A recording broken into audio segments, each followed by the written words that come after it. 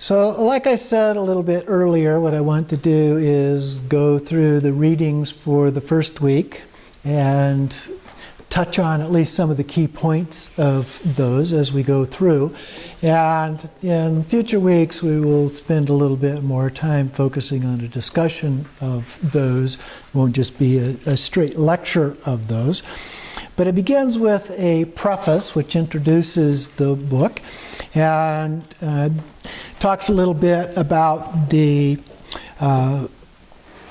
source of some of these. They fall under a category referred to as the fourth Dhamma of Longchenpa and Gampopa, and known as Confusion Dawns as Wisdom.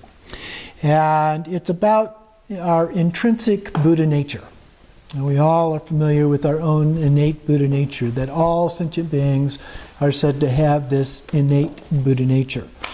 The approach to how you deal with that Buddha nature and realize it is a little bit different. There are two main approaches to that. One approach says that it exists in the form of a seed that basically has to be watered and planted and needs sunshine and fertilizer and all of that to grow into a real Buddha. The other approach, which is more the Dzogchen approach, is that you are already a fully endowed Buddha, but that fully endowed Buddha is enshrouded in all kinds of stuff that gets in the way of recognizing it. And so what we have to do is peel away the husk, if you will, to reveal that true innate nature that we have. In practice, both approaches are virtually identical to each other in that you're doing the same kinds of practices in order to either grow it from a seed or reveal it from within that's already fully existing.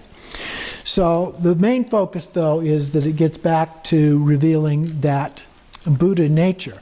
And in Dzogchen, we talk about it in terms of our basic wakefulness, or Rigpa. Before I mentioned it as pure awareness, is the usual translation of that. So we realized then that the previous spiritual practices were then based on more of a theoretical understanding, and this is more of a direct understanding. We'll talk a little bit later when we get into some of the history about the Great Debate.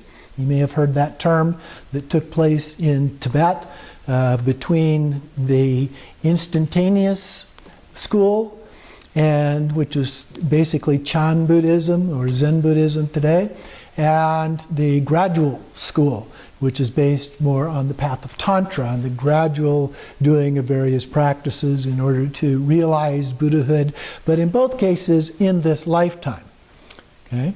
As distinct from the Mahayana and the Theravada traditions, which talk about taking multiple lifetimes and even eons to achieve Buddhahood.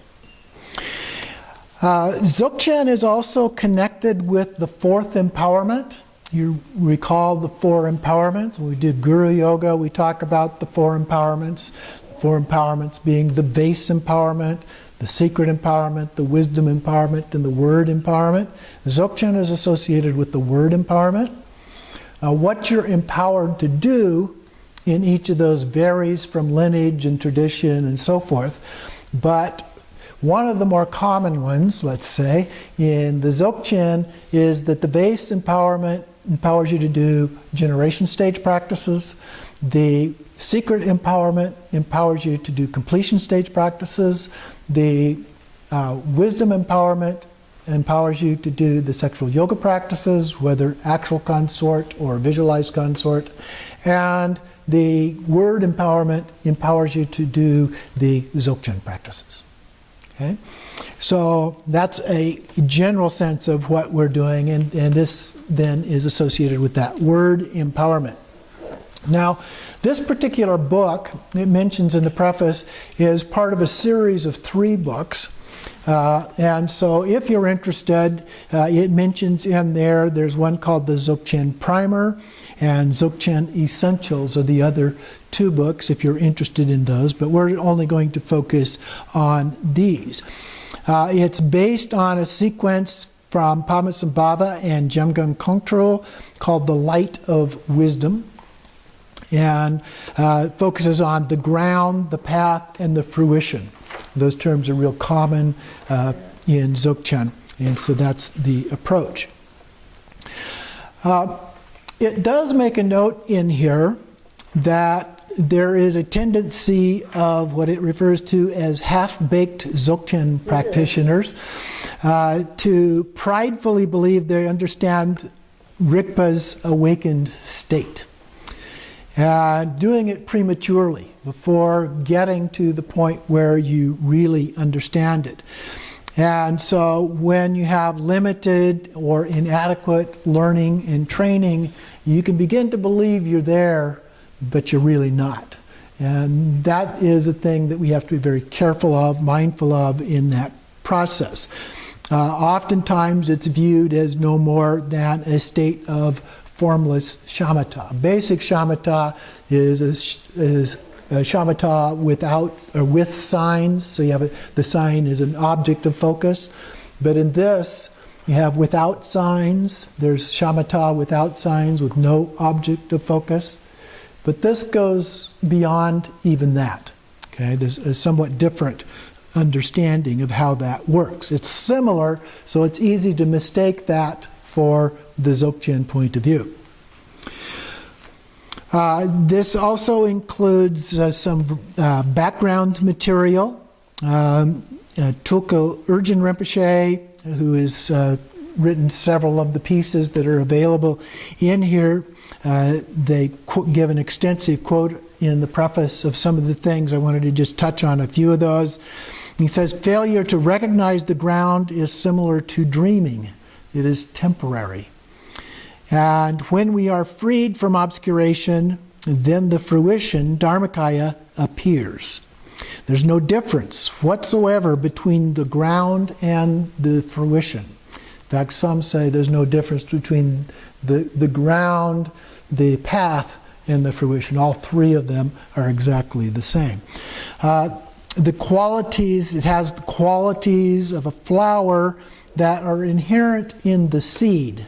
That's a metaphor, but you have to be careful because can we say that the seed is the fruition of a flower? Well, not exactly. So like the analogy, the qualities of the fruition are contained in the seed, but they are not the seed itself. Okay? And so that's the difference in terms of understanding.